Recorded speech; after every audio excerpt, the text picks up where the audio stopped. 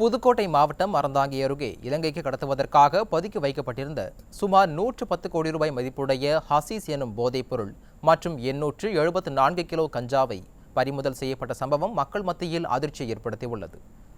மீமிசல் அடுத்த அரசங்கரை கடற்கரை பகுதியில் உள்ள இறால் பண்ணையில் கிலோ கணக்கில் கஞ்சா இருப்பதாகவும் கடல் வழியாக இலங்கைக்கு கடத்த சிலர் தயாராக உள்ளதாகவும் திருச்சியில் உள்ள நுண்ணறிவு பிரிவு சுங்கத்துறை அதிகாரிகளுக்கு ரகசிய தகவல் கிடைத்துள்ளது.